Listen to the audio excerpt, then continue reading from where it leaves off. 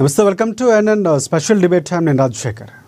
ప్రధానంగా నిన్న ముఖ్యమంత్రి ఓయూలో పర్యటించిన తర్వాత చాలా కీలక వ్యాఖ్యలు చేశారు. 20 ఏళ్ల తర్వాత అనుకుంటా దాదాపుగా ఒక ముఖ్యమంత్రి అక్కడికి వెళ్ళటం, అలాంటి ఒక రికార్డు క్రియేట్ చేసే ప్రయత్నం రేవంత్ రెడ్డి చేశారు. సో వెళ్ళిన సందర్భంలో ఆయన ప్రసంగం చాలా కీలకంగా మారింది. ఇటువైపు ఓయూకు సంబంధించి, హెచ్సీకి సంబంధించి చాలా కీలకమైనటువంటి వ్యాఖ్యలు చేశారు. గత బీఆర్ఎస్ ప్రభుత్వానికి సంబంధించి తెలంగాణ ఉద్యమంలో కీలక పాత్ర ఓయూ విద్యార్థులది, అక్కడ ఉన్నటువంటి ఓయూ ప్రాంగణదంటూ కూడా చాలా కీలకమైనటువంటి వ్యాఖ్యలు చేస్తూనే మళ్ళీ డిసెంబర్లో వస్తాను, అప్పుడు బహిరంగ సభ పెట్టుకుందాం, సో ఆర్ట్స్ కాలేజ్ దగ్గర ఇలాంటి వ్యాఖ్యలు చేస్తూనే ఎవరు ఆపుతారంటూ కూడా సవాల్ విసిరినటువంటి సందర్భాలు ఉన్నాయి. సో ఆయన మాట్లాడినటువంటి వ్యాఖ్యలు ప్రధానంగా గత బీఆర్ఎస్ ప్రభుత్వం ఒకవేళ మళ్ళీ అధికారంలో ఉంటే కనుక లేఅవుట్లు వేసేసి ఈ ఓయూను అమ్మేసే ప్రయత్నం ఉండేదని కూడా కొన్ని వ్యాఖ్యలు చేశారు బీఆర్ఎస్ పార్టీ పైన. అలాగే బీజేపీ పైన కూడా కొన్ని వ్యాఖ్యలు చేసే ప్రయత్నం చేశారు. ప్రధానంగా కోదండరామ్కు సంబంధించి త్వరలోనే ఎమ్మెల్సీ కాబోతున్నారు, 15 రోజుల్లో ఎవరు ఆపుతారో చూస్తామంటూ కూడా కొన్ని వ్యాఖ్యలు చేశారు. సో ఇలాంటి ఉద్రిక్తమైనటువంటి పరిస్థితుల నేపథ్యంలో అక్కడ వ్యాఖ్యలు చాలా కీలకం కాబోతున్నాయి. ఎందుకంటే ముఖ్యమంత్రి వచ్చిన సందర్భంలో కూడా కొంతమంది విద్యార్థులకు వెళ్ళే ప్రయత్నం చేశారు బీఆర్ఎస్ సర్వేకి సంబంధించి, వారిని అదుపులోకి తీసుకోవడం పోలీసులు, వ్యవహారం అంతా మనకు తెలిసిందే. సో ముఖ్యమంత్రి వ్యాఖ్యలు వెనక, మళ్ళీ వస్తానని చెప్పడం వెనక రాజకీయ వ్యూహం ఉందా, నిజంగానే ఆక్స్ఫర్డ్ యూనివర్సిటీ లాగా తయారు చేసే ప్రయత్నం రేవంత్ రెడ్డి ప్రభుత్వం అలాగే కాంగ్రెస్ ప్రభుత్వం చేస్తుందో, ఇవన్నీ అంశాలు ఈరోజు డిబేట్ పాయింట్లో చర్చిద్దాం. మనతో పాటు కాంగ్రెస్ పార్టీ నుంచి టీపీసీసీ అధికార ప్రతినిధి డాక్టర్ శివకుమార్ లాల్ గారు అందుబాటులో ఉన్నారు జూమ్ కాల్లో, వారికి ప్రత్యేక నమస్కారం. అలాగే బీజేపీ పార్టీ అధికార ప్రతినిధి గంగాపురం వెంకటరెడ్డి గారు ఉన్నారు, వారికి కూడా ప్రత్యేక నమస్కారం. బీఆర్ఎస్ పార్టీ నుంచి రామ్మోహన్ గారు మనకి జాయిన్ కాబోతున్నారు. అలాగే ప్రముఖ రాజకీయ ఆర్థిక విశ్లేషకులు బండారు రామ్మోహన్ గారు మనకు అందుబాటులో ఉన్నారు, వారికి కూడా ప్రత్యేక నమస్కారం. ఒకసారి ముఖ్యమంత్రి వ్యాఖ్యలు, లేకపోతే నిన్న జరిగినటువంటి సందర్భాలు, ముందస్తు అరెస్టులపై బీఆర్ఎస్ పార్టీ వ్యాఖ్యలు కానీ, బీజేపీ పార్టీ వ్యాఖ్యలు కానీ, ఇవన్నీ ఒకసారి మనం మాట్లాడదాం. దానికి వివరణ తీసుకుందాం. ఒకసారి ముందుగా రాజకీయ విశ్లేషకులు బండారు రామ్మోహన్ రావు దగ్గర నుంచి. ఎస్ రామ్మోహన్ రావు గారు నమస్తే అండి. రాజశేఖర్ గారు నమస్తే. సో నిన్న ముఖ్యమంత్రి గారు, అంటే చాలామంది ముఖ్యమంత్రులు మారారు, అంటే తెలంగాణ వచ్చిన తర్వాత అక్కడికి వెళ్ళేటువంటి మొదటి ముఖ్యమంత్రిగా చెప్పుకోవచ్చు. గత ఉమ్మడి రాష్ట్రంలో ఉన్నటువంటి దాదాపుగా 2 దశాబ్దాల తర్వాత అనుకుంటా ఆయన అడుగుపెట్టారు. ఒక మంచి శుభసూచకంగా భావించాల్సిన అవసరం ఉందా? నిన్న వ్యాఖ్యలు ఏ విధంగా చూడాల్సిన అవసరం ఉందంటారు? రాజశేఖర్ గారు, మొదటగా మీకు, పెద్ద వెంకటరెడ్డి గారికి, డాక్టర్ గారు శివలాల్ గారికి అందరికి నమస్కారం. అమ్మా నిష్ప్రేక్షకులకు కూడా. మొట్టమొదటి మన జర్నలిజంలో కొన్ని విలువలు పాటించాలి. మీరు ఏదైతే అన్నారో, మిమ్మల్ని అనుసరించిన రకంగా మొత్తం మీడియానే అట్లా ప్రవర్తిస్తున్నది. ఈ 20 ఏళ్లలో ఏ ముఖ్యమంత్రి పోలేదు అనే ఒక దుర్మార్గమైన మాట వాడుతున్నారు. ఇది సరైనది కాదు. 2017 ఏప్రిల్ 26 నాడు కేసీఆర్ వెళ్ళిండ్రు. నాకు కేసీఆర్ తో సంబంధం ఏంటి చెప్తున్నాను, కానీ మనము కొన్ని నిజాలను దాస్తే మిగతా మీడియా అంతా ఒకవైపు పోతుంది, మనం కూడా దాన్నే పాటిస్తే కరెక్ట్ కాదంటున్నాను. నేను స్పష్టంగా ఏప్రిల్ 26 ప్రణబ్ ముఖర్జీ గారు రాష్ట్రపతిగా అన్నప్పుడు పోయిండు. ఆయన మాట్లాడలేదు కదా, పోయిండా పోలేదా, మాట్లాడలేదా? మరి రాష్ట్రపతి పోయినప్పుడు బందోబస్తు ఎంత పెట్టిండ్రు? రామ్మోహన్ రావు గారు అందుకే వివరణ తీసుకుంటూ సూచాయిగానే మాట్లాడారు, నిర్ధారించి చెప్పలేదు ఎక్కడ కూడా. మనం మాట్లాడుతున్నప్పుడు కూడా అందుకే మీ దగ్గర నుంచి వివరణ తీసుకున్నాను, మొదటి మీ దగ్గరికి రావడం జరిగింది. మొత్తం మీడియా ఎట్లా తయారైంది అంటున్నా నేను.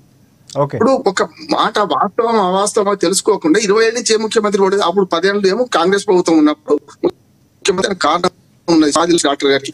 ఉద్యమ సమయంలో సమైక్యాంధ్ర పాలకులు పోలేకపోయినరు. 2014లో తెలంగాణ వచ్చింది.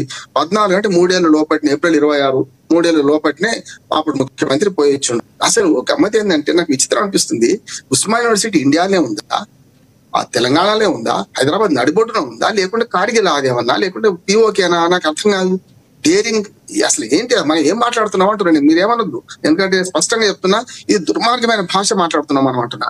డేరింగ్ ముఖ్యమంత్రి ఏంటి, ఎక్కడికి పోయిండా ఆయన? పాకిస్తాన్కి పోయిండా, లేకపోతే మన పిఓకేలో పోయి యుద్ధం చేసి చైనా పాటలకు పోయిండా? నేను ఏమంటున్నాను, ఎక్కడికి పోతున్నాడు? డేరింగ్ అంటే ఏంటిది? ఏం డేరింగ్ అది పిరికితనం అంటున్నాను స్పష్టంగా. గౌరవ ముఖ్యమంత్రిని గౌరవిస్తూనే ఇది పిరికితనం అంటున్నాను. పోదామా, నిన్న ఏం జరిగిందో ఉస్మానియా చూద్దామా? నాకు 100 ఫోన్లు వచ్చినాయి. రామ్మోహన్ రావు గారు అడుగడుగున పోలీసులు పెట్టిండ్రు. ముళ్ళ కంటే తెలంగాణ ఉద్యమంలో కూడా కేవలం గేటు బయటనే ఉండేది. కానీ ఇవాళ మొత్తం ఆయన ఎక్కడ దాకా పోయిండో అక్కడ ఇటుపక్క అటుపక్క ఇరుపక్కల ముళ్ళ కంచి వేసిండండి.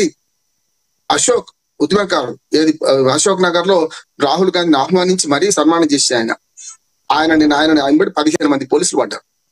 అద్దంకి దయాకర్ అధికారంలో ఉంటే ఆయన బట్టి పడలే పోలీసులు. ఇవాళ కాంగ్రెస్ ఒక మాట చెప్తారు, కాంగ్రెస్ కు మద్దతు చేసిన చాలా మంది కాంగ్రెస్ కు మద్దతు చేసి చాలా మంది కాంగ్రెస్ అధికారంలోకి రావడానికి కృషి చేసిన ఉస్మానియా విద్యార్థులను నిన్న వేధించి చంపిండ్రు, ఎక్కడికక్కడ కట్టుబడి చేసిండ్రు, ఎక్కడికక్కడ పోలీస్ స్టేషన్ లో పెట్టించారు. డాక్టర్ గారు మన హైదరాబాద్ యూనివర్సిటీ స్టూడెంట్ వారు కూడా, వెంకటరెడ్డి గారు కూడా. నేనేమంటున్నా, నేను అనుకోవాలి వరంగల్ మన యూనివర్సిటీలో ఉన్నా కానీ వరంగల్ లేకుండా మెదక్ జిల్లా మాది ఆ యూనివర్సిటీ పరిధిలో వేరే కాలేజ్ లేదు, నాకు అందులో క్యాంపస్ లో రాలేదు సీటు. నేను ఏమంటున్నాను అంటే ఇవాళ మొత్తం చూడండి ఇక్కడి నుంచి అక్కడ దాకా పోలీసులు పెట్టుకొని పోయింది కదా. అసలు ఎందుకు పోయినట్టు ఒక దేశానికి గెలిచిన కానీ ఎప్పుడు ధైర్యంగా పోయి 1000 కోట్ల నిజంగా ఎప్పుడైనా ఒక చిన్న చెప్తాను, నేను మండల బ్యాండ్ పనిచేసిన ఎమ్మెల్యేగా పోటీ చేసి ఓడిపోయినా ఏదైనా ఒక ఇన్స్టిట్యూషన్ పోతే నేనేం చేస్తాను, ఏదైనా ఆ ఇన్స్టిట్యూట్ సంబంధించిన మంచి చెడ్డ చూసే ప్రయత్నం చేస్తాను, అవసరమైతే ఒక నిధులు మంజూరు చేసే ప్రయత్నం చేస్తాను. ఏ పదవులు ఉండవు, నాకు ఏం లేదు పదవి. నేనేం చేస్తాను, కనీసం వేరే ప్రతినిధులను మాట్లాడన్నా వెంకటరెడ్డి గారు శివనాథ్ గారు కొంచెం మా సహాయం చేయండి ఇన్స్టిట్యూషన్ కి అంటారు కదా. ఆయన సాక్షాత్ ముఖ్యమంత్రి పోయి రాజకీయ ప్రసంగం చేసి వచ్చిండు. నిజంగా చెప్పాలంటే ఒకసారి ముందర చూడండి, ముందర కూర్చున్న వాళ్ళందరూ ఎవరు కాంగ్రెస్ కార్యకర్తలు కాదు, కాంగ్రెస్ నాయకులు కాదు. ఒక్కరన్నా యూనివర్సిటీ ప్రొఫెసర్లు ఉన్నారా, ఒక్కరన్నా యూనివర్సిటీకి సంబంధించిన విద్యార్థులు ఉన్నారా? ముందర వస్తున్న చూడండి.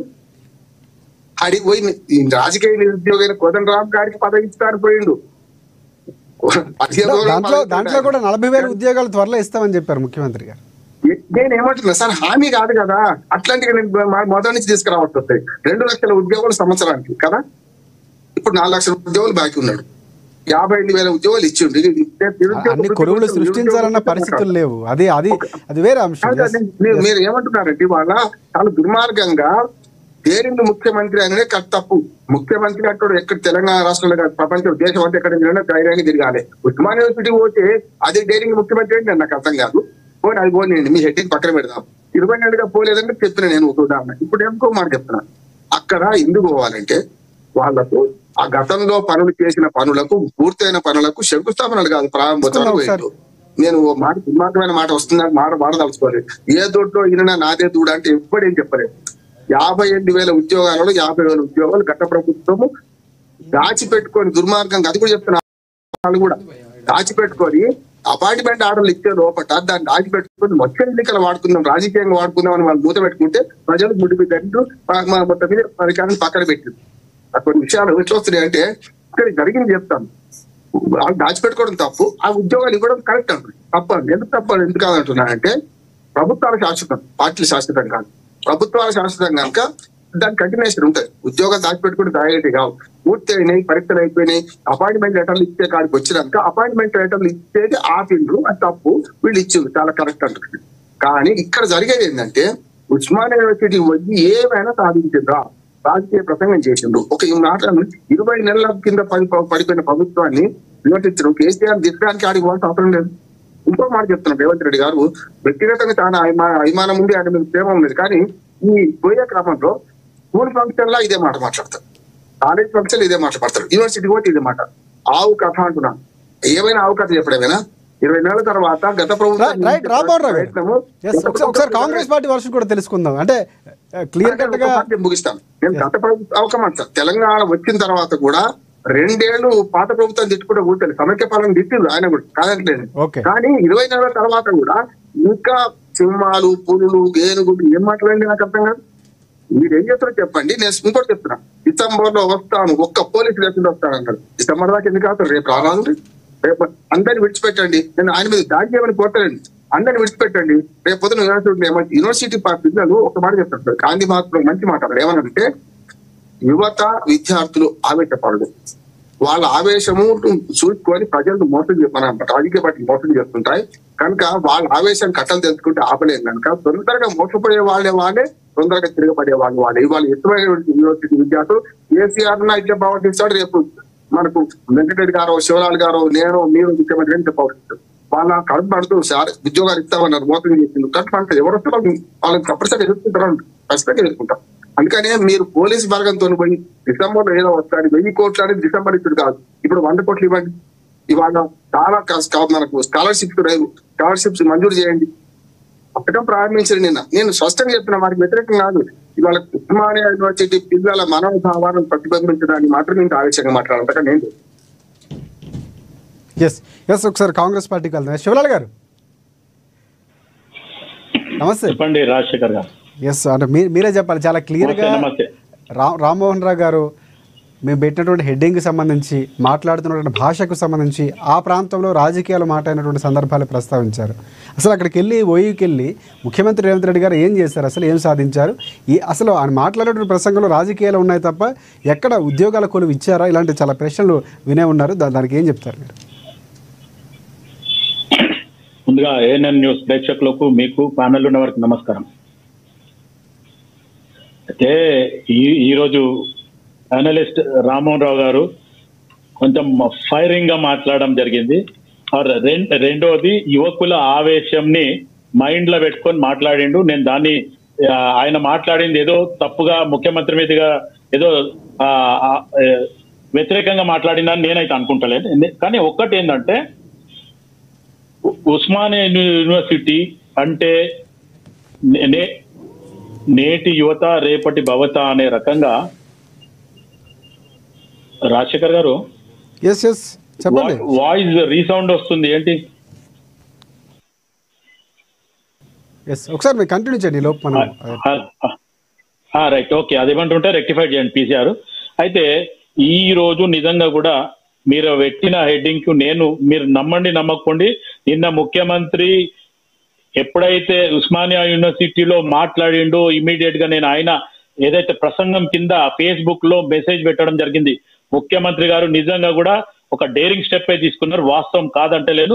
కానీ ఇచ్చిన మాటను తూచా తప్పకుండా పాటించండి. ఈరోజు ఉస్మానియా యూనివర్సిటీ అంటే మొత్తానికి ఈరోజు తెలంగాణ ఉద్యమం కానీ అటు కాకతీయ యూనివర్సిటీ కానీ మొత్తానికి యువకులే దీన్ని మొత్తానికి తెలంగాణ ఉద్యమంలో కీలక పాత్ర వహించారు. కేసీఆర్ గారు ఒకప్పుడు నిమ్మరసం తీసుకున్నారు అన్న సమయంలో ఇటు యువత లేవడము, అటు మందకృష్ణ మాదిగ గారు పోవడము, ఇవాళ్ళంతా పోయి లేదు ఆయన విరమించలేదు అని చెప్పి ముందుకు పోయిన దాంట్లో వీళ్ళందరూ ఉన్నారు. దాంట్లో ముఖ్యమంత్రి గారు నిన్న ఆ అంశం కూడా మాట్లాడడం జరిగింది. అయితే ఎవరైతే వైస్ ఛాన్సలర్ ఉన్నారో బీసీ ఉన్నారో వాళ్ళ గురించి కూడా వాళ్ళు పిలవడము, ఒక ఇనాగ్రేషన్ కి పోవడము, సరే కట్టుదిట్టంగా పోయిందని రామ్మోహన్ రావు గారు అన్నదానికి నేను కూడా ఉండొచ్చు, కాదంటలే నేను. ఎందుకంటే యువత మొన్నటి వరకు జరిగిన వాళ్ళ ఆవేశం కానీ వాళ్ళు మాట్లాడే భాషకు కానీ కొంచెం ఇబ్బంది ఉండదు అనేది రకంగా కూడా ఆలోచించడు. కానీ అది ఏదన్నా ఉండని ఉస్మానియా యూనివర్సిటీలో పోవడము, అక్కడ ప్రసంగించడము, మొత్తానికి వాళ్ళకున్న ఇబ్బందులు కానీ లేకపోతే వాళ్ళ క్వార్టర్స్ కానీ లేకపోతే మెస్ కానీ లేకపోతే అక్కడ అవన్నిటిని కూడా నేను ఖచ్చితంగా చేస్తాను. నా దృష్టికి ఏమేమి ఉందో మొత్తం ఒక ఫైల్ రూపంగా పెట్టండి అనే రకంగా ముఖ్యమంత్రి గారు చెప్పారు. మీరు తక్కువ అడుగుతుండేమో నేను 1000 కోట్లు ఇస్తా అన్నాడు. ఇమీడియట్ గా వాళ్ళంతా కూడా ప్రొఫెసర్ కాసిం గారు కానీ లేకపోతే ఆయన కుమార్ గారు కానీ వీళ్ళంతా కూడా ఒక ప్రాజెక్ట్ ప్రిపేర్ చేసి ఎక్కడెక్కడ ఏముంది ఇబ్బంది ఉందో వాళ్ళకి ఏమేమి అవసరాలు ఉన్నాయో అవి ఖచ్చితంగా వాళ్ళు ఇవ్వడం కూడా ఒక సభకు ముఖ్యమంత్రి నిజంగా కూడా 18 నెలల 20 నెలల లేకపోతే 2 సంవత్సరాల ఒక డేరింగ్ డిసిషన్ అది తప్పని అనుకోవద్దు. ఎందుకంటే యువకులలో ఉన్న ఆవేశాన్ని పెట్టి అక్కడ పోవాలంటే మనం గతంలో నాగం జనార్దన్ రెడ్డి గారు ఉద్యమ కాలంలో ఒక మాటని తప్పిపోతే ఆయన కారుని తీసి మొత్తం ఉల్టపడేసిన రోజులు మనం చూడడం జరిగింది. ఎందుకంటే ఇటువంటి ప్రాంతంలో అలా యువకులకున్న ఆవేశం కానీ లేకపోతే వాళ్ళ ఆలోచన కానీ తొందరపాటు నిర్ణయం కానీ ఇవన్నీ కూడా మనం తట్టుకోలేని పరిస్థితుల్లో ఉంటది. అది జనరల్ గా అవన్నీ కూడా మనం ఆ ఏజ్ దాటే వచ్చినాం కాబట్టి మనకు తెలుసు ఆ రకంగా ఏం జరుగుతుంది అనేది. అయితే ముఖ్యమంత్రి గారు నిన్న పోయింది ఒక అందుకు మంచిదే జరిగింది. ఆయన చెప్పిన మాటలు కానీ వాళ్ళు ఎవరెవరైతే ఆయనకు వివరించినవి కానీ అవన్నీ తూచా తప్పకుండా ఖచ్చితంగా కంప్లీట్ చేయాలనేది నేను కోరుకుంటున్నా. ఇంకొకటి ఏమంటే నిన్న మాట్లాడిన దాంట్లో ఒక ముఖ్యమంత్రిగానే మాట్లాడలేదు ఆయన.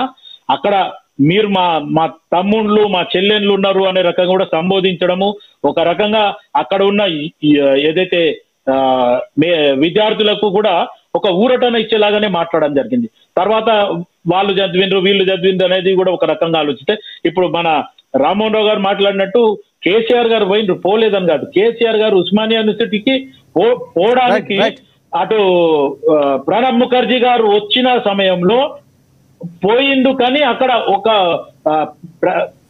ప్రెసిడెంట్ వచ్చిండు అనే రకంగానే పోయిండు తప్ప ఖచ్చితంగా ఉస్మానియా యూనివర్సిటీ అని పోలేదు. ఆ పోవడానికి కూడా కారణం ఏంటంటే 100 years సెలబ్రేషన్ కి పోవడం జరిగింది. సో ఈ రకంగా పోయిండు కానీ ఖచ్చితంగా ఉస్మానియా యూనివర్సిటీ విజిట్ చేయడానికి ఏం పోలేదు. కానీ ఈ రోజు అటు మనం తెలంగాణ ముందు అయినా సరే రాజశేఖర రెడ్డి గారు కానీ, రోషయ్య గారు కానీ, కిరణ్ కుమార్ రెడ్డి గారు కానీ వాళ్ళు పోలేదు. ఇటు కేసీఆర్ గారు పోయినా కానీ అది ఒక 100 సంవత్సరాల ఓయూ సెలబ్రేషన్ కి ప్రెసిడెంట్ గారు వస్తున్నారు అనే సమయంలోనే పోవడం జరిగింది తప్ప దానికి ఒక స్పెషల్ గా ఓయూకు నేను పోతా అక్కడ మీటింగ్ పెడతా. ఎందుకంటే ఉద్యమ కాలం అయిన తర్వాత తెలంగాణ వచ్చిన తర్వాత అటు ఉస్మానియా యూనివర్సిటీ స్టూడెంట్స్ మొత్తానికి రివోల్ట్ గా ఉండే కాబట్టి కేసీఆర్ గారు కానీ మిగతాలు కానీ పోవడానికి జంకిండ్రు. అది వాస్తవం. ఈ రోజు ముఖ్యమంత్రి గారు పోయిన దానికి ఈ రోజు ఏఎన్ఎన్ న్యూస్ డేరింగ్ గా పోయిండ్రు అనే దానికి దాంట్లో తప్పేం లేదు. జనరల్ గా వాళ్ళు ఒక టైటిల్ కావాలి కాబట్టి ఆ టైటిల్ పెట్టిండ్రు. ఆ టైటిల్ నేను ఈ రోజు ఏఎన్ఎన్ న్యూస్ పెట్టక ముందే నేను ఆల్రెడీ నిన్న రాత్రే పెట్టడం జరిగింది. ఒక డేరింగ్ స్టెప్ తీసుకున్నారు. కానీ చెప్పిన మాట తూచా తప్పకుండా చెయ్యండి ముఖ్యమంత్రి గారు అని చెప్పి స్వయాన ముఖ్యమంత్రి గారు ఇవ్వడం జరిగింది. ఇప్పుడు నా ఫేస్బుక్ చూస్తే కూడా మీకు కనబడుతుంది. నిజంగా కూడా అనుకున్నట్టు చేయాలా. నిన్న ఒక ఉద్దేశం అయితే ముఖ్యమంత్రిది మంచి ఉద్దేశంతోనే మాట్లాడడం జరిగింది.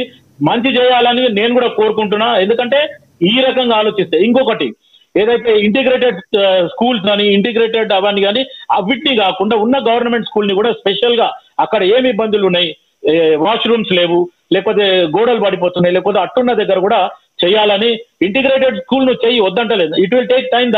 దానికి ఇంకా సమయం పడుతుంది. అంత లోపల మీరు బడ్జెట్ కేటాయించి ఈ గవర్నమెంట్ స్కూళ్ళను కూడా అభివృద్ధి చేయమని చెప్పి నేను కోరడం జరుగుతుంది.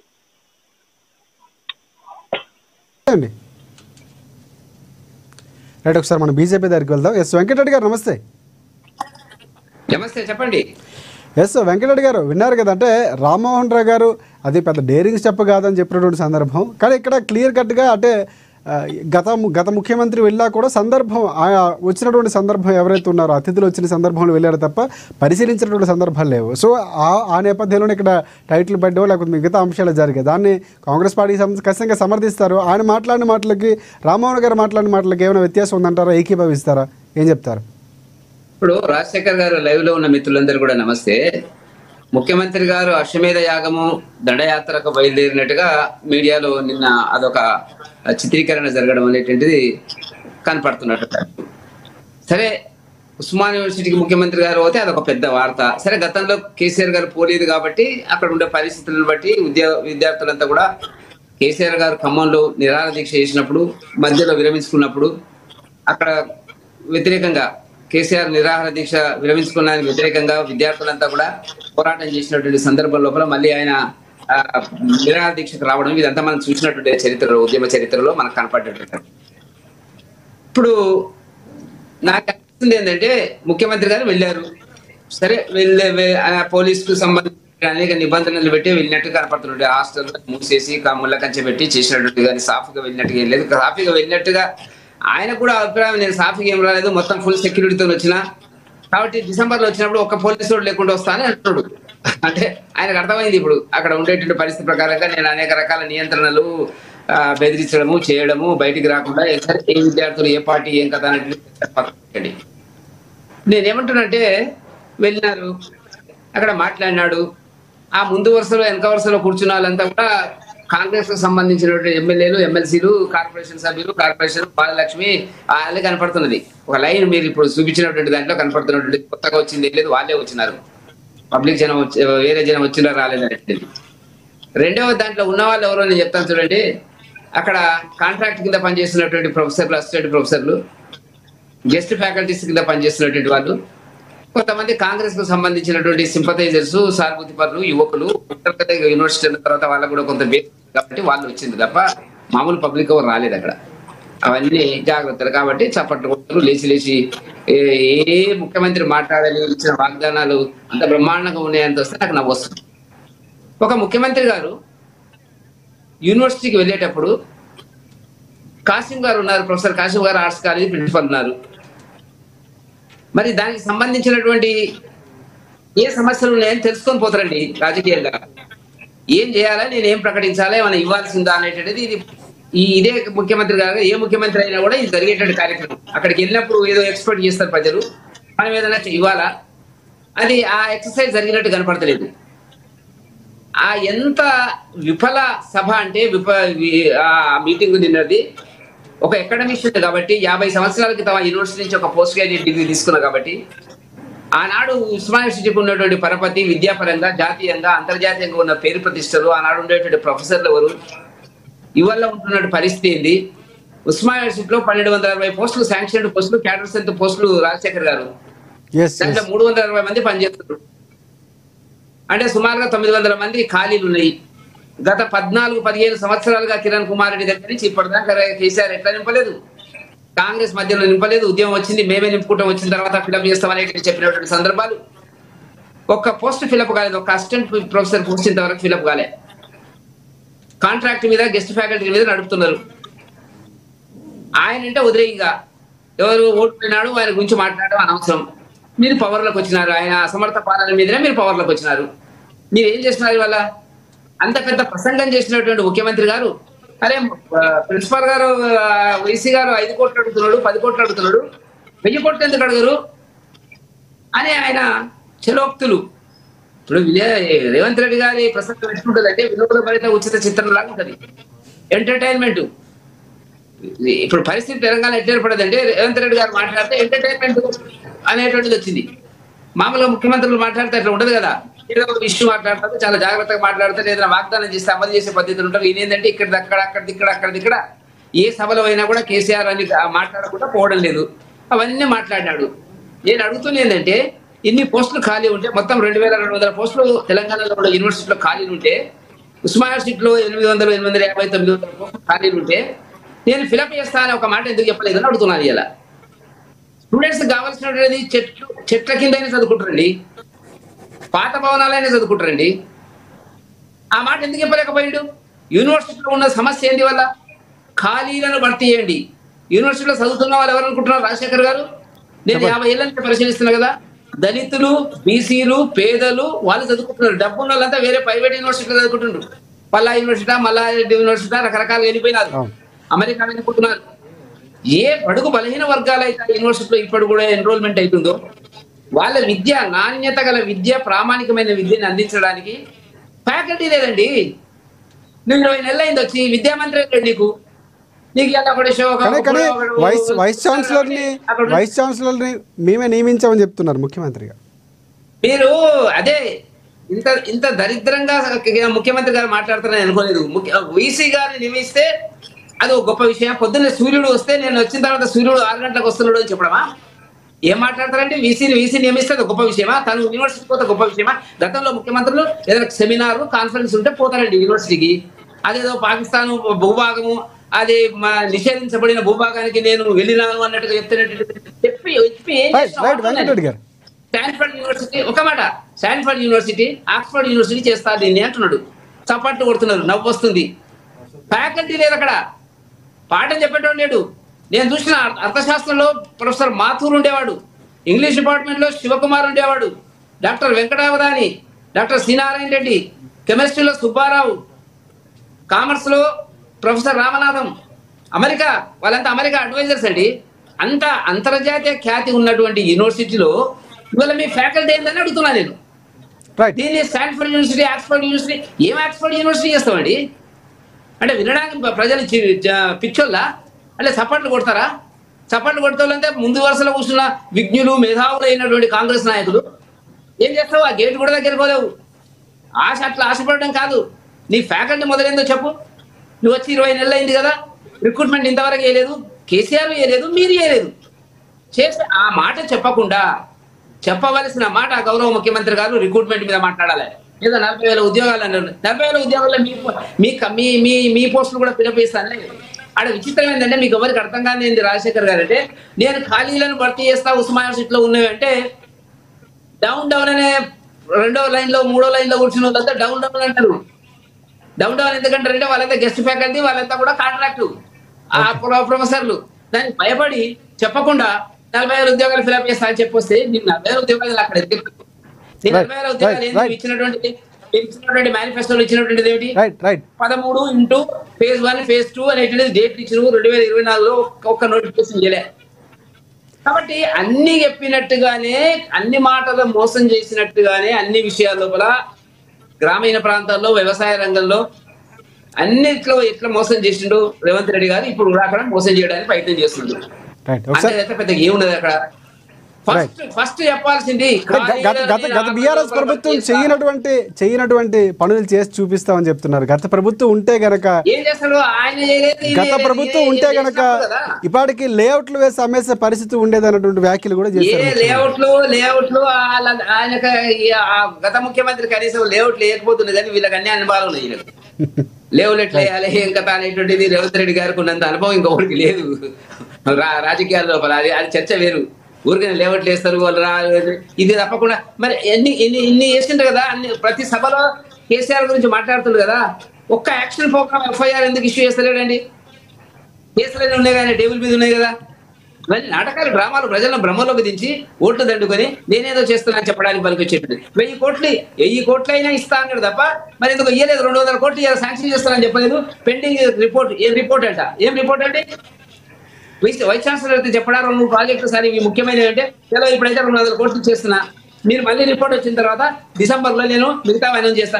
ఇవి చెప్పిండి అలాంటి ఆయన చెప్పగానే మీరంతా కూడా యుద్ధానికి పోయినట్టుగా డేరింగ్ సీఎం. ఏం డేరింగ్ అండి? ఏం చేసిండో చెప్పండి, ఒక్కటి చెప్పండి నాకు. ఆయన ఉస్మాన్ యూనివర్సిటీకి ఇది నేను ఇస్తున్నా అని చెప్పింది ఏదో చెప్పండి. డేరింగ్ చెప్పగా భావిస్తున్నటువంటి సందర్భం కాంగ్రెస్ పార్టీ వెళ్ళడం ఏంటి? అది నిషేధిత ప్రాంతమా?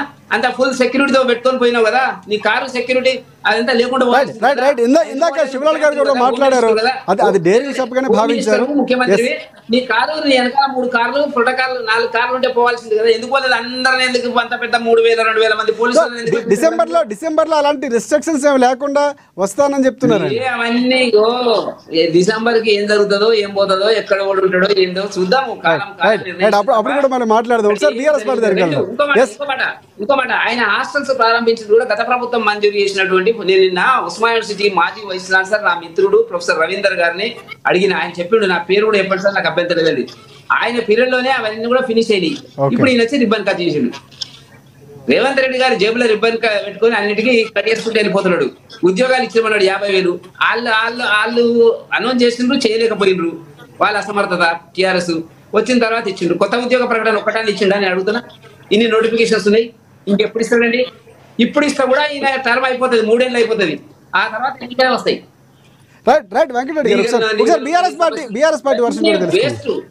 నేనేమంటున్నా అంటే ఈ రోజు వైస్ ఛాన్సలర్ ని నియమించింది ఒక దళితును నియమించింది నేను అనేది ముఖ్యమంత్రి గారు ఓపెన్ గా చెప్పిండు.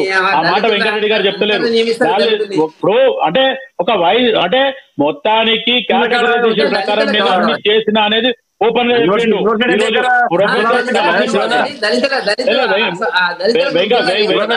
వెంకటరెడ్డి గారు కులాలు అవసరం లేదు, యూనివర్సిటీ దగ్గర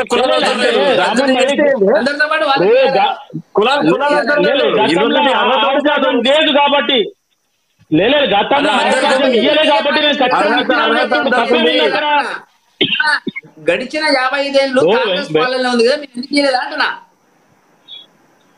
అదే రామ్మోహన్ గారు రాజకీయంలో గానీ పబ్లిక్ లో గానీ శివలాల్ గారు ఒకసారి ఆయన వర్షం తెలుసుకున్నాక నమస్తే చెప్పండి. నమస్తే. రేవంత్ రెడ్డి కనీసం ఇంగిత జ్ఞానం తెలివి సోయి లేదు. ఆయన సోయి తప్పున్నాడు మనిషి. ఆయనకు తెలంగాణ ప్రాంతం పైన భౌగోళిక స్వరూపం పైన తెలంగాణ భావోద్వేగాల పైన ఎలాంటి అవగాహన లేదు. కేవలం డబ్బు ఆర్జించుకోవాలి, గద్దె కాపాడుకోవాలి. ఉస్మాన్ యూనివర్సిటీకి పోయినట్టు నిన్న ఉస్మాన్ యూనివర్సిటీకి పోతే పెద్ద ఎత్తున బారికేడ్లు కట్టుకొని పెద్ద ఎత్తున పోలీసులను తీసుకొని ఆడికి పోవాల్సి వచ్చింది. ఎందుకు పోవాల్సి వచ్చింది యూనివర్సిటీకి? ఆయన యూనివర్సిటీ ఉన్న ప్రేమ ఒక్కసారి మనం ఆయన మాటల్లో విందాం. ఆయన ఏం మాట్లాడుతున్నాడు ఇక్కడ. పార్లలో ఇంత బీర్ తాగి ఉంటారు, బీర్ తాగి బిర్యానీ తిన్న తర్వాత అది అడిగే వరకు ఆడికొచ్చి కాంగ్రెస్ కు వ్యతిరేకంగా మాట్లాడి ఉంటారు. వాళ్ళది ఏముంటది? అటమీ కూలి లాంటి వాళ్ళు, వాళ్ళకంటూ సిద్ధాంతం గాని, వాళ్ళకంటూ ఆలోచన గాని, వాళ్ళకంటూ తెలంగాణ పట్ల గౌరవం గాని ఏమీ లేదు. ఒకటి ఏమంటుండే ఉస్మాన్ యూనివర్సిటీ విద్యార్థులు అడ్డ మీద కూలోళ్ళు బీరు బిర్యానీ నిలబెడితే ఏమని చేస్తారు? వాళ్ళని ఏముంది అంటున్నాడు. యూనివర్సిటీ మీద ఇటువంటి అవగాహన చదువుకుంటే అదే చెప్తున్నారు రామ్మోహన్ గారు. ఎందుకు మీ ముఖ్యమంత్రిగా 10 ఏళ్ల పాటు తెలంగాణ వచ్చిన తర్వాత తెలంగాణకి కీలకమైనటువంటి ఓయూ నుంచి ఎందుకు ఆయనకు వెళ్లే ప్రయత్నం చేయలేదు? ఒక్కటి మనం గుర్తుపెట్టుకోవాలండి, గతంలో ముఖ్యమంత్రి కేసీఆర్ గారు యూనివర్సిటీకి పోయిందా పోలేదని పక్కన పెడితే ఆయన యూనివర్సిటీ గురించి కానీ అక్కడ చదువుకున్న విద్యార్థుల గురించి కానీ మేధావుల గురించి ఎప్పుడు చులకనగా మాట్లాడలేదు, ఎప్పుడు తీసి పారేయలేదు.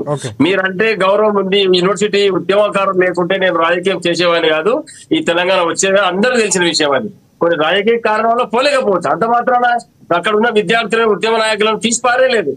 వెంకటరెడ్డి అని ఇప్పుడు చెప్పిండు అక్కడ చదువుకున్న ముఖ్యమంత్రి గారు ఎప్పుడు మాట్లాడారంటే రామ్మోహన్ గారు చెప్పండి.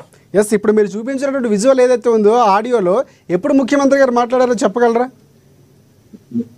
గతంలో మాట్లాడారు ముఖ్యమంత్రి యూనివర్సిటీ నాయకుల గురించి గతంలో మాట్లాడారు. ఈ రోజు అధికారం వచ్చింది పోతున్నారు అంటే వాళ్ళ యొక్క అవగాహన అదే అంత మాత్రం. ఎందుకంటే చదువుకున్నది లేదు కదా రేవంత్ రెడ్డి, ఒక్కలా యూనివర్సిటీ పోయింది లేదు పని మీద. అక్కడ ఉన్నటువంటి చెట్ల కింద ఎన్ని భావోద్వేగాలు ఎన్ని గుర్తులు ఉంటాయి. ఒక ఉద్యమకారులు ఎంతమంది చదువుకున్నారు అక్కడ, ఎంతమంది జాతీయ ఉద్యమకారులు అక్కడ అసూలు భాషిండ్రు, ఎంతమంది ఉద్యమ చరిత్ర ఉంది, ఎంత రాజకీయ నేపథ్యం ఉంది, ఎంత భావోద్వేగాలు అక్కడ పెనవేసుకున్న యూనివర్సిటీలో అవన్నీ ఏం తెలియదు నాకు.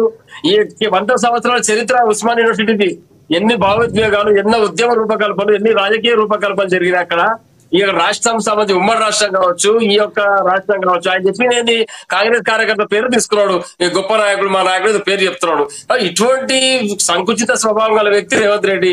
విద్యార్థుల గురించి అవగాహన లేదు, ఉద్యమాల గురించి అవగాహన లేదు, కేవలం డబ్బులు ఎట్లా దండుకోవాలి, షార్ట్ కట్ లో రాజకీయం ఎట్లా పైకోవాలి, అందరం ఎట్లా కూర్చోవాలి, పార్టీలో కొరకు పనిచేసిన యొక్క వాళ్ళని ఎట్లా తొక్కేయాలి, అనగా వాళ్ళని కిందికి దొక్కేసి పాతాలకు దొక్కేసి పైన కూర్చోవాలి. ఇటువంటి నేపథ్యం గల వ్యక్తి రేవంత్ రెడ్డి. ఇంతకన్నా ఎక్కువ ఏం చేస్తున్నారు అండి? పెద్దలందరూ చెప్తారు, వాస్తవం వాళ్ళందరూ చెప్పింది కూడా. మీరందరికీ ఉస్మాన్ యూనివర్సిటీతో విడదీయని అనుబంధం ఉన్నది. వాళ్ళతో మాట్లాడి చెప్తారు రేవంత్ రెడ్డికి ఏం జరిగేది అనేది. పోయినా ₹1 ఇవ్వలేదు, నేను స్టాన్ఫర్డ్ చేస్తా ఆక్స్ఫర్డ్ చేస్తా అంటున్నావు. ఏం చేస్తావు నువ్వు? యూనివర్సిటీలను తెలంగాణ యొక్క యూనివర్సిటీ అస్తిత్వాన్ని విదేశీ యూనివర్సిటీతో ముడి పెడతావు. నువ్వు చేయాల్సింది 100 సంవత్సరాలు గడిచిపోయింది. నా ఉస్మాన్ యూనివర్సిటీకి ఈ అంగులు సమకూరుస్తా, కొత్తగా బిల్డింగ్ కడతా అని చెప్పాలి. అది ఏది లేదు.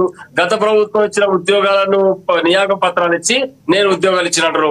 ఇవాళ నిరుద్యోగులు అందరూ మీటింగ్ పెట్టి మన వీడియో వచ్చి అద్దంకి దయాకర్ను అడ్డంగా కడిగి పారేసారు. ఏం ముఖం పెట్టుకొని తిరుగుతున్నా బాబు మీరు బజార్లో?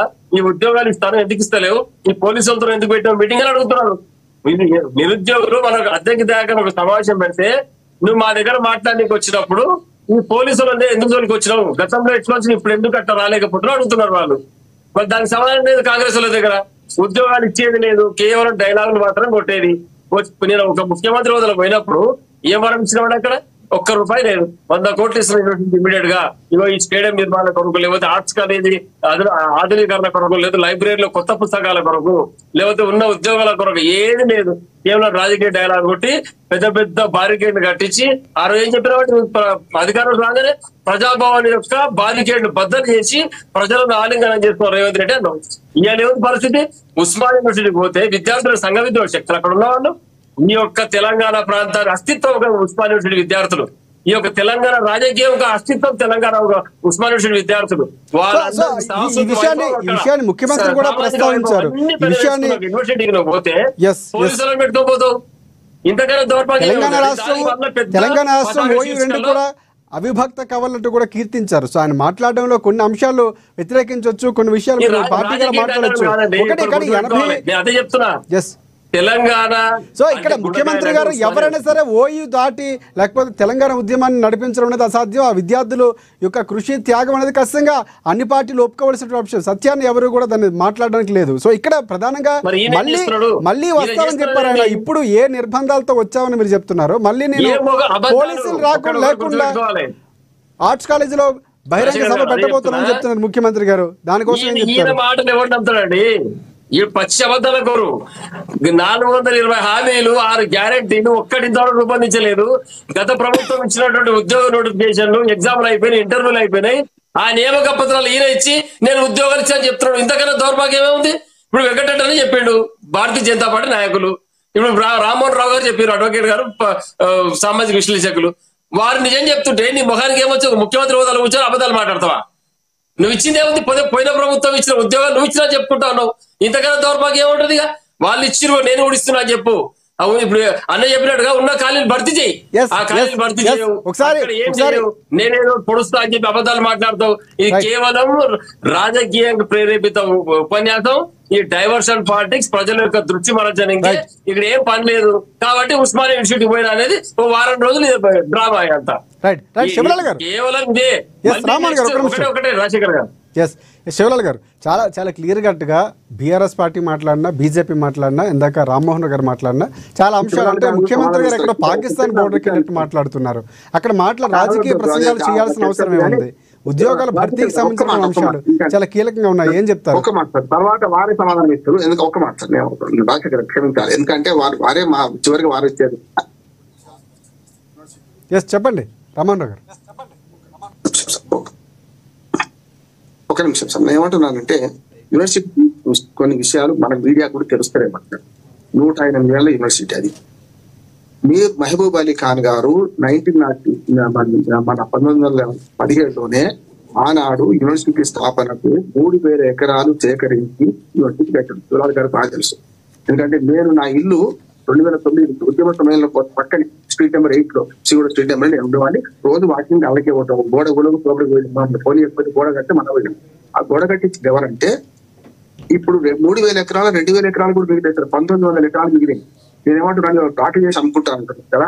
ఏ హయాంలో అమ్ముడు పోయింది? ఆనాడు మొన్న బీఆర్ఎస్ వచ్చినాక అమ్ముడు పోయింది. అంతకుముందు పోయింది. 1900 ఎకరాలకి ఇచ్చింది. అది కూడా నవనీత్ రావు గారని వీటి ఉన్నప్పుడు వారు చుట్టూ గోడ కడుతుంటే ఇదే కాంగ్రెస్ నాయకులు పోయి దాన్ని కూలగొట్టించారు. అంటే ఆక్రమించుకున్న వాళ్ళు మాణికేశ్వర్ నగర్, తిరుపతి రవీంద్రనగర్ కాలనీ, మీరు 100 చుట్టూన్న కాలనీ చెప్తాను. 1000 ఎకరాలు అన్యాక్రాంతమైంది గతంలో టీడీపీ హయాంలో, కాంగ్రెస్ హయాంలో కాదా? చివరికి వారు నవీనేత్ రావు గారు వచ్చిన గోడ కడుతుంటే ఆయనను రకరకాల ఇబ్బంది పెట్టిండు. ఆయన ధైర్యవంతుడు కనుక కట్టి ఇచ్చి పెట్టిండు. ఇవాళ గోడ కట్టు పెట్టుక లోపల మసీదులు ఉన్నాయి. లోపల ఇప్పటికి కూడా కొందరు కాంతి చిక్కులు బతుకుతున్నారు. అక్కడ కాంతి చిక్కులు అంటున్నారు. అప్సిగూడ అనే పేరు అబిసీనియన్ లో వచ్చింది. అప్సిగూడ ఈ రామంతపూర్ యుద్ధంతా కూడా మేము ఐదేళ్ళంతా ఎంత నిర్బంధం ఎదుర్కొన్నాం అంటే, నేను స్ట్రీట్ నెంబర్ 8 నుంచి బయటకు పోవాలంటే తార్నాగడికి పోనియరు, ఆటేమో రామంతపూర్ పోనియరు. తిరిగి వచ్చినాం సార్. నేనేమంటున్నా, అప్పుడు ఒకపోడు వేరు సమైక్యాంధ్ర కదా. ఇప్పుడు నేనేమంటున్నానంటే రాజు చేసి అమ్ముకుంటున్నానే ముందారు కొంచెం వెనుక ఆలోచించడు. పాపం రేవంత్ రెడ్డి గారు కూడా, శివలాల్ గారు కాంగ్రెస్ కట్టర్, కాంగ్రెస్ కార్యకర్త, కాంగ్రెస్ లో మొదటి నుంచి ఉన్నాడు. ఆయన లేడు కదా, ఆయన తెలుస్తేనే సమస్య వస్తుంది. కాంగ్రెస్ హయాంలోనే టీడీపీ హయాంలోనే 1000 ఎకరాలు అన్యాక్రాంతమైంది, భూమి పోయింది ఉస్మానియా యూనివర్సిటీ. ఆనాడు ప్రపంచ ప్రఖ్యాతి చెందిన యూనివర్సిటీ ఇవాళ పనికి రాకుండా పోతుంది. ఎందుకు పోతుంది? ఇంకోటి, దళితులు పేదలు మాత్రం ఇప్పుడు పోతున్నారు. ఆనాడు జార్జి రెడ్డి, ఏబీపీ ఆర్ఎస్ మధ్య చాలా పెద్ద పోరాటం నేను చూసిన వాడిని అంటున్నాను. నేను అందులో చదువుకోలే కానీ నేను 5 ఏళ్ళు ఉద్యమ సమయంలో కానీ, ఇప్పుడు మా ఇల్లు ఇప్పటికీ అక్కడే ఉంది. మనకు అప్సిగూడ స్ట్రీట్ నెంబర్ 8 లో. నాకు దానికి అనుబంధం ఉంది దాంతో అంటున్నారు ప్రొఫెసర్లతో. రామ్మోహన్ గారు ప్రభుత్వానికి ఏమైనా సూచన చేయబోతున్నారు? ఫైనల్ గా మీ సూచనలు చెప్పండి, కంక్లూడ్ చేయండి. సూచన చేయబోతున్నాను, చెప్తాను. ఒక సూచన చేయబోతున్నాను. నేను ఆ అనుబంధాన్ని అర్థం చేసుకుంటే, యూనివర్సిటీ అనేది దేశంలోనే ఉన్నది. యూనివర్సిటీలో సమస్యలు ఉన్నాయి, తెలుసుకొని పోండి. నేను సిపిడిసి అంటాను, college development and planning board మా డిగ్రీ కాలేజీ పనిచేసిన. నా స్థాయిలోనే 5 లక్షలు వసూలు చేసి ఓ డిగ్రీ కాలేజీ కట్టించిన. ఎంపీలో పట్టిన కాడు మొక్కిన ఆయన తీసుకురాన్నాడు. ఈయన కూడా ఏం చేయాలంటే, ఇప్పుడు కొత్త మాట వస్తుంది. ఎందుకు సూచన చేస్తా ఉంటుందంటే, సిఎస్ఆర్ అంటారు కదా, కార్పొరేట్ రెస్పాన్స్ ఉన్నది కదా, అంటే ఈఎస్ఆర్ అని కొత్తగా వచ్చింది సార్. అంటే ఎడ్యుకేషన్ కార్పొరేట్ రెస్పాన్సిబిలిటీ వచ్చింది. దాని కింద ఉస్మానియా యూనివర్సిటీకి నిజంగా ముఖ్యమంత్రి స్థాయిలో పోయినప్పుడు 1000 కోట్ల రూపాయలు ఇప్పించగలుగుతున్నాం అంటున్నాడు. ఇవాళ సిఎస్ఆర్ ఎట్లనో ఈఎస్ఆర్ కూడా ఉన్నది. ఇది ఎందుకు తెలుసుకుంటారు? ఎడ్యుకేషన్ మీద అవగాహన. ఎడ్యుకేషన్ మంత్రి ఆయనే కదా, ఎడ్యుకేషన్ మన ముఖ్యమంత్రి ఆయనే కదా. వారన్న ఖాళీలు పూరించండి దయచేసి. నేను ఏమంటున్నానంటే, ఈ యుద్ధాలు కాకుండా కావాలి. యూనివర్సిటీ పూర్తి పునారీలు పోతుంది. సెంట్రల్ యూనివర్సిటీ భూములే ఆక్రమణకు గురైతున్నాయి అంటున్నారు. ఇక్కడేమో పోయింది మిగిలిందని లెక్క తిరిగి దాన్ని ఎవరు స్టార్ట్ చేయడానికి కేసీఆర్ గారు, ఆయన తాకుతో కూడా సాధ్యం కాదు. ఆనాడు కేసీఆర్ గారు కూడా ఎడ్యుకేషన్ పట్ల నిధుల నియామకల్లా మిగతా కొన్ని చూడవచ్చు, కానీ ఎడ్యుకేషన్ పట్ల పూర్తి నిర్లక్ష్యం వహించిన ఆయన కూడా అంటున్నాను నేను. ఇప్పుడు కూడా అది నిర్లక్ష్యం. దయచేసి కాంగ్రెస్ ప్రభుత్వం నాకు విజ్ఞప్తి చేసేది ఏంటంటే, యూనివర్సిటీ సమస్యలు పట్టించుకోండి. అక్కడ ఫ్యాకల్టీ నింపండి పూర్తిగా. ఇప్పుడు నేనేమంటే డల్లాట్ చేస్తా ఇంకేదో చేస్తాను, కేసీఆర్ గారు హైదరాబాద్ చెప్తున్నాడు, ఈయన కాన్పాడ్ యూనివర్సిటీ అంటున్నాడు. అవ్వంత గంట పెద్దగా నేను ఊహించలేను. ఉస్మానియా యూనివర్సిటీగా బతికిద్దాం, మనందరి గర్వకారణమైన యూనివర్సిటీ కాపాడుకుందాం.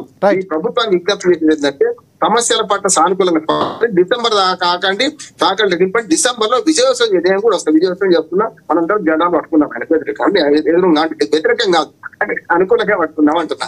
పని చేస్తే కదా మంచిగా ఇది. అందుకే నేను పాజిటివ్ గా చెప్తున్నా, అక్కడ సమస్యలు పరిష్కరిస్తేనే విద్యాశాఖ మంత్రిగా ముఖ్యమంత్రిగా ఈ డిసెంబర్ లో పోగలుగుతాడు. లేకపోతే రాహుల్ గాంధీ పోయి అశోక్ నగర్ లో మీటింగ్ పెట్టినట్టు గట్ల పోయి సాధారణంగా పెట్టగలిగే స్థాయి రావాలంటే యూనివర్సిటీలో ఉన్న సమస్యలు తీర్చండి అని నేను అనుకున్నాను. Right right. BRS party Rammohan గారు మీరు కంక్లూడ్ చేయండి ఫైనల్గా ఏం చెప్పాలనుకో. చాలా చాలా ముఖ్యమైనటువంటి విషయాలు ప్రస్తావిస్తూ రామ్మోహన్ గారు సూచనలు చేశారు. ఎస్, అదే నేను ఇంతకు చెప్పింది అదే. ఉస్మానియా యొక్క భౌగోళిక స్వరూపం పైన ఆయనకు అవగాహన లేదు, అక్కడ భావోద్వేగాల పైన అవగాహన లేదు, ప్రేమ లేదు. కానీ యూనివర్సిటీ గురించి ఫస్ట్ తెలుసుకోవాలి. ఆయన యూనివర్సిటీ గురించి తెలుసుకోవాలి. ఇక్కడ జరిగినటువంటి మహా వేదమదనాలు, మహా ఉద్యమాలు, భావోద్వేగాలు, భావ ప్రకటన స్వేచ్ఛ, అక్కడ వివిధ రంగాలకు సంబంధించిన మేధావులు, వారి యొక్క మార్గాలు ఇవన్నీ చాలా ఉన్నాయి. అక్కడ వివిధ ఆర్గనైజేషన్ కింద పనిచేసిన వ్యక్తులు, చదువుకున్న విద్యార్థులు ఉన్నారు. చాలా ఆలోచన పరులు అక్కడ నుంచి బయటకు వచ్చి రావడం జరిగింది. అక్కడ పోయే వాళ్ళు కూడా చాలా సమాజం పట్ల అవగాహన వ్యక్తులు, ఈ సమాజానికి ఏదో చేయాలని తపన ఉన్న వ్యక్తులు ఉస్మానియా యూనివర్సిటీ వ్యక్తులు ఈ రోజు అందులో బడుగు బలైన వర్గాలు ఎక్కువ ఉన్నారు. మరి మీరు అందరి కొరకు నువ్వు చేస్తున్నది ఏం చేయాలంటే కేవలం రిక్తాస్థాలు మాత్రమే. ఈ రాజకీయ డైలాగులు వదిలిపెట్టి కేవలం చిత్తశుద్ధి ఉంటే ఒక విద్యాశాఖ మంత్రిగా, ముఖ్యమంత్రిగా నువ్వు చేయాల్సింది ఏంటంటే ఎన్నో ఆశలు పెట్టుకొని నిన్ను గెలిపించినటువంటి ఆ విద్యార్థులకు మోసం చేయకుండా వాళ్ళకు ఉద్యోగాలు ఇచ్చి కాపాడడం. ఇందులో కూడా ఒక కుట్ర ఉంది. రేవంత్ రెడ్డి అక్కడ కూడా పెద్ద కుట్ర. ఎందుకంటే వీళ్ళు ఉద్యోగాలు పిల్లలందరూ కూడా రియాక్ట్ అయ్యి నా మీద తిరగబడితే కేసులు చేసి జైల్లోకి పంపితే ఇక ఉద్యోగాలు ఇవ్వాల్సిన అవసరం లేదు, ఏది అవసరం లేదు, రెచ్చగొట్టడానికి ఆడిపోయింది ఆయన. ఏం పని ఉందని యూనివర్సిటీ పోనీ ఆయనకు? ఏం పోనీకి పోయినాడికి యూనివర్సిటీకి? పెద్ద పెద్ద పోలీసు వాళ్ళు వేసుకొని, పెద్ద బలగాలు పెట్టుకొని, బారికేడ్లు కట్టుకొని రెచ్చగొట్టడానికి పోయాడు ఆయన. రెచ్చగొడితే పిల్లలు పెద్ద ఆలోచనతోటి సంయమనం పాటించి కొట్లాడకుండా, ఒక్క మాట మాట్లాడకుండా బాధనంతా కడుపులో పెట్టుకున్నారు.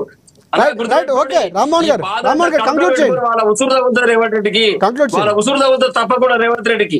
వాళ్ళు ఎక్కడ కూడా పొరపాటు చేయకుండా బాధను దిగమించుకొని కడుపులో పెట్టుకొని వెయిట్ చేసి తప్పితే రేవంత్ రెడ్డి లేదు. అది అదే ఊహించింది ఆయన. ఆయన ఏం చేసిందంటే వీళ్ళు రెచ్చగొట్టడానికి అక్కడ పోయాడు, కేసులు చేసి జైల్లోకి పంపితే ఉద్యోగాలు ఇవ్వాల్సిన అవసరం లేదు కాబట్టి ఇటువంటి రెచ్చగొట్టే పనులు.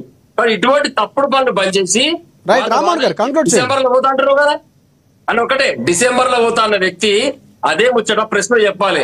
ఇవో ఉద్యోగాలు ఇస్తున్నా, ఇవన్నీ ఇచ్చి ఈ నియోగ పత్రాలు తీసుకొని డిసెంబర్ లో వచ్చి ఉస్మానియా వేదికగా నేను ఇవ్వబోతున్నా అని చెప్తే అందరూ సంతోషపడతారు.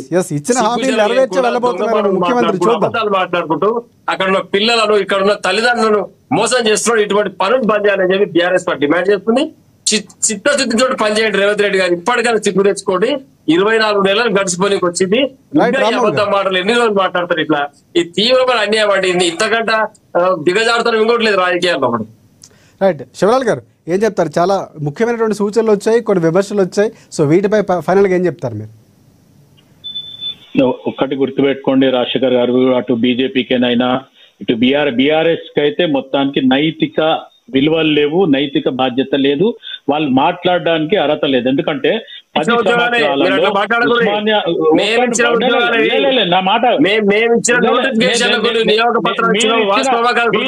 ఉద్యోగాలల్లా ఆడ కొర్వీలుండే, కోర్టు కేసులుండే, అవన్నిటినీ కూడా మీరు చెయ్యలేని పరిస్థితులు ఆపి పెడితేనే ఈ రోజు రామ్మోహన్ రావు గారు అన్నట్టు ఒకవేళ మళ్ళీ బై ఎలక్షన్ మళ్ళీ ఎలక్షన్ అయినాక మళ్ళీ గెలుస్తూ ఇస్తా అనుకుని ఆపినా అది మీ తప్పిదమే తప్ప ఈ రోజు డబుల్ బెడ్రూమ్ కూడా అట్లానే చేసింది. ఒక్క నిమిషం రామ్మోహన్ భాయ్, నేను ఏమన్నా విమర్శిస్తే అయితే మేమిచ్చినాము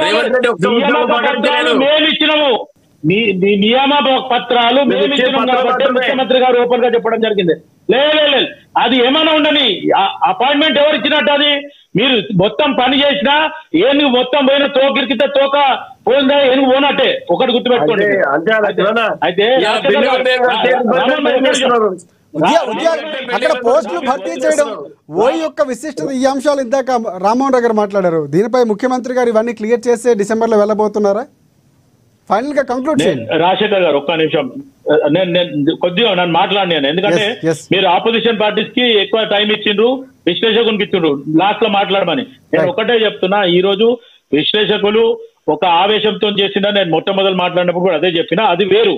అంటే యువకులకు బాధ జరుగుతుంది, విద్యార్థులకు బాధ జరగొద్దు, వాళ్ళ ఇబ్బందులు తొలగిపోవాలనే రకంగా మాట్లాడింది, అది ఓకే. వెంకటరెడ్డి గారు మాట్లాడింది వేరే రకంగా మాట్లాడింది, యాజ్ ఎ బీజేపీ పార్టీ లాగా మాట్లాడింది. ఈ రోజు ఇదే ఉన్న ఇప్పుడు ప్రస్తుతం ఉన్న అధ్యక్షుడు పొమ్మను, ఉస్మానియా యూనివర్సిటీ పోయి మీటింగ్ పెట్టమను, ఆపోజిషన్ పార్టీ కదా, దమ్ముందా పొమ్మను, లేకపోతే కిషన్ రెడ్డికి దమ్ముందా పొమ్మను, లేదంటావా లక్ష్మణ్ కి దమ్ముందా పొమ్మను, లేదు కాదు అనుకుంటే సెంట్రల్ హోం మంత్రికి దమ్ముందా అమిత్ షాని తీసుకురమ్మను, లేదా మోదీని దమ్మను. నేను మజాక్ అంటలేను, ఉస్మానియా యూనివర్సిటీకి పోవడం అంటే కూడా అది డేరింగ్ స్టెప్, అది డేరింగ్ స్టైల్. నేను కాదంటలేను, ఎవరైనా నమ్మని నమ్మకపోని వినని వినకపోని. ఇదే కేసీఆర్, హరీష్ రావు, కేటీఆర్, కవిత లేదు భయ్, లేదు పోరు రామన్ భాయ్, నా మాట కంప్లీట్ చేయని. లే ఈ రోజు కేసీఆర్ గాని తెలంగాణ తెచ్చినోడు, తెలంగాణ పూర్వంలో ముందున్నోడు, గెలిచిన తర్వాత 10 సంవత్సరాలు పోయిండా, ఆ దమ్ము లేదు, పోలేకపోయింది. పోతే ఇంతకుముందు నాగం జనార్దన్ రెడ్డి గారు నేను చెప్పిన కదా, కారు ఉల్టా రేపెట్లేదో అట్లా భయపడే ఈ రోజు మొత్తానికి ఉస్మానియా యూనివర్సిటీలకి కాలు పెట్టడానికి ఆలోచించింది కేసీఆర్ అండ్ కుటుంబం, బీఆర్ఎస్ పార్టీ. ఈ రోజు హరీష్ రావు పోయిందా, కేటీఆర్ పోయిందా, కవిత పోయిందా, ఇంకెవరైనా బీఆర్ఎస్ నాయకులు పోయిందా చెప్పండి నాకు. ఒక్కళ్ళు కూడా పోనీక సాహసం చేయలేదు. ఈ రోజు ముఖ్యమంత్రి రేవంత్ రెడ్డి గారు ఇనాగ్రేషన్ పరంగా పోయిందా, ఏ రకంగా పోయిందా. ఈ రోజు ఉస్మానియా యూనివర్సిటీలో ఎవరైతే టీచింగ్ ప్రొఫెసర్స్ కానీ, నాన్ టీచింగ్ ప్రొఫెసర్స్ కానీ, మొత్తానికి వైస్ ఛాన్సలర్ కానీ, ఇటు ప్రిన్సిపల్ కానీ, కాసిం గారు కూడా ఏదో ఒక మీడియాలో మాట్లాడుతూ నేను విన్నా, ఖచ్చితంగా ముఖ్యమంత్రిలో ఒక మార్పు వచ్చి ఆ మార్పు పరంగానే రావడం జరిగింది. ఖచ్చితంగా ఆయన మంచి పని చేస్తే సంతోషిద్దాం. రేపు డిసెంబర్ లో సోనియా గాంధీ గారు బర్త్డే 9/9/2009 అని కూడా గుర్తు చేయడం జరిగింది ముఖ్యమంత్రి గారు. ఎప్పుడైతే తెలంగాణ ఫస్ట్ వచ్చి వెనుకకి పోయిందో ఆ డేట్ లోపలనే ఖచ్చితంగా నేను ఉస్మానియా యూనివర్సిటీని డెవలప్ చేస్తా, ఖచ్చితంగా నిధులు ఇస్తా, అభివృద్ధి చేసి చూపిస్తా. ఆ తర్వాతనే పోలీసు వాళ్ళకు కూడా నేను మా డీజీపీ కానీ కమిషనర్ కి కానీ ఆర్డర్ ఇస్తా, అందరు గేట్ బయట ఉండుర్రి, ఎవరు వచ్చినా నేను మాట్లాడతా, వాళ్ళు అడిగిన ప్రశ్నలకు నేను జవాబుదారీగా ఉంటాను. ఎవరో వచ్చి వంకర తింకర మాట్లాడితే, ఇప్పుడు మన రామ్మోహన్ భాయ్ గారు ఒక మాట మాట్లాడుతుండు, రేవంత్ రెడ్డి గారు తిట్టిండ్రు అని వీడియో చూపించిండ్రు. అది ఎందుకు తిట్టిండు? ఇదే కేటీఆర్ మనుషులు మొత్తానికి పొయ్యి ఏడబడతారా పైసలు ఇచ్చి, మన ఏదైతే హైడ్రా పెట్టినప్పుడు కూడా ఓల్డ్ సిటీకి పోయి ఆ మధ్యన పోయి 2,000 రూపాయలు ఒక్కొక్కరికి ఇచ్చి మాట్లాడిన వాళ్ళని అట్లనే అశోక్ నగర్. రామన్ భాయ్ ప్లీజ్ ఒక్క నిమిషం నన్ను కంప్లీట్ చేయని, మీరు మాట్లాడండి. ఇవన్నీ బీఆర్ఎస్ చేసింది కాబట్టి అది ఉద్దేశంలో పెట్టుకుని ముఖ్యమంత్రి గారు చెప్పింది. ఈ రోజు మంచి చేస్తే మంచి జరుగుతుంది. నేను నిజంగా చెప్తున్నా, నా గురించి మీకు తెలుసు, ఒక మంచితనం అనేది గుర్తుపట్టి మాట్లాడుతున్నా నేను. ముఖ్యమంత్రి గారు ఒకవేళ చేయకపోతే మీరు అన్నట్టు అవన్నీ జరగవచ్చు, కానీ ఆయన చేస్తా అనే ఒక చిత్తశుద్ధితోని ముందుకు వచ్చిండు, జరగాలని మనం కూడా కోరుకుందాం. ఆ రెండోది, మీరు ఆపోజిషన్ పార్టీగా కూడా ఆశించండి, మంచి చేయమని చెప్పి ముఖ్యమంత్రి గారు చెప్పండి. కానీ ప్రతి చిన్నదాన్ని భూతద్దంలో పెట్టి వ్యతిరేకించడం మటుకు ఇది మంచి స్వభావం కాదు. ఖచ్చితంగా గతంలో 10 సంవత్సరాలు ఇదే రామ్మోహన్ భాయ్ బీఆర్ఎస్ కి టీఆర్ఎస్ కి సపోర్ట్ చేసి పార్టీకి ఉన్నావు. ఈ రోజు నీకేం చేయలే, మాకు కూడా మా పార్టీలో ఇప్పటిదాకా చేయలే. మేము కూడా ఆశిస్తున్నాం ఖచ్చితంగా మాకు రావాలి అనేది. మీలాంటి ఇప్పుడు రామ్మోహన్ రావు గారు కానీ, అనలిస్ట్ రామ్మోహన్ రావు గారు కానీ, బీఆర్ఎస్ రామ్మోహన్ భాయ్ కానీ, వెంకటరెడ్డి గారు కానీ, ప్రతిసారి మనం అనుకున్న దగ్గర ఏ ఛానల్ అయినా ఎవరైనా ఆపోజిషన్ పార్టీలు ఈరోజు మంచి అని కోరుకుంటుండ్రు, నేను కాదంటలేను. కానీ అది ఎప్పుడు వస్తుంది, ఏ రకంగా వస్తుంది, ప్రభుత్వం ఏ రకంగా గుర్తు చేస్తుంది అనేది పక్కన పెడితే, మనం ప్రజలకు మంచి, మన ప్రభుత్వం పరంగా ఇప్పుడు నేను కాంగ్రెస్ పార్టీలు ఉన్నా, మనకు జరగలేదు, కనీసం ప్రజల కన్నా మంచి జరగాలి, విద్యార్థులకు మంచి జరగాలి. ఉస్మానియా యూనివర్సిటీ 100 సంవత్సరాలు కంప్లీట్ అయింది. ఆ మొత్తం శిథిలావస్థకి ఎక్కడెక్కడ జరిగిందో అదంతా రిపేర్ జరగని. ఇప్పుడు అక్కడ ఉన్న ఛాన్సలర్ కానీ, లేకపోతే కాసిం ప్రిన్సిపల్ గారు కానీ, మిగతా కమిటీ కానీ ఒక కమిటీ వేసి ఖచ్చితంగా ఏమేమి పనులు కావాలి అనేది వాళ్ళు ఖచ్చితంగా ఇయ్యని. మీరు 10 కోట్లు 20 కోట్లు అడిగితే నేను 100 కోట్లు ఇస్తా, 1000 కోట్లు ఇస్తా ముఖ్యమంత్రి గారు స్వయాన చెప్పడం అది నిజంగా హర్షణీయమే. రేపు అక్కడ ఉన్నోళ్ళు కూడా ఏమేం కావాలనేది ఒక ప్రాజెక్ట్ రిపోర్ట్ చేసి ఖచ్చితంగా ఇయ్యని రోజు మీరు కానీ, అనలిస్ట్ గారు కానీ, లేకపోతే ఆపోజిషన్ పార్టీ బీజేపీ కానీ విమర్శించండి. కానీ ఈ రోజు ముఖ్యమంత్రి గారు ఆల్రెడీ ఇది ఆగస్ట్ అయిపోతుంది, సెప్టెంబర్, అక్టోబర్, నవంబర్ 3 నెలలు, 90 days టైం అనుకుందాం. ఈ 90 days అంటే ఆల్రెడీ December 9th లోపల ఖచ్చితంగా నేను ఆర్ట్స్ కాలేజ్ దగ్గర ఓపెన్ గా నేను మీటింగ్ పెడతా, నేను వస్తా, మీరు పిలవండి, పోలీసులను కూడా దూరం పెడతా, ఏది ఉన్నా చూసుకుందాం అనే రకంగా ధైర్యంగా మాట్లాడిండు. ఆరు వేరే రకంగా పాలిటిక్స్ అన్నప్పుడు ఇప్పుడు గత ప్రభుత్వం చేసింది కూడా మాట్లాడాల్సి వస్తుంది, మాట్లాడిండు.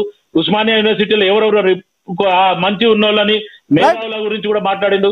గతంలో నాకు తెలిసినంత మటుకు మన రాజశేఖర్ గారు, నాకు తెలిసినంత మటుకు గతంలో ఒక అబ్బసాయిలు అనే రకంగా ఒక పెద్ద మనిషి, ఆయన ఒక్కనే ఉస్మానియా యూనివర్సిటీ ఫస్ట్ ఎస్సీ ఒక ప్రొఫెసర్, అయినా ఫస్ట్ ప్రొఫెసర్. డిసెంబర్ లో మరొకసారి మాట్లాడదాం. ఖచ్చితంగా మీరు అన్నట్లు ముఖ్యమంత్రి గారు మంచి చేస్తున్నప్పుడు రైట్. థ్యాంక్ యూ శివలాల్ గారు. ముఖ్యమంత్రి గారు మంచి చేస్తున్నప్పుడు ఖచ్చితంగా తీసుకుందాం. డిబేట్ లో పాల్గొనేందుకు ధన్యవాదాలు శివలాల్ గారు, ప్రత్యేకంగా మీకు. అలాగే రామ్మోహన్ రావు గారికి ధన్యవాదాలు.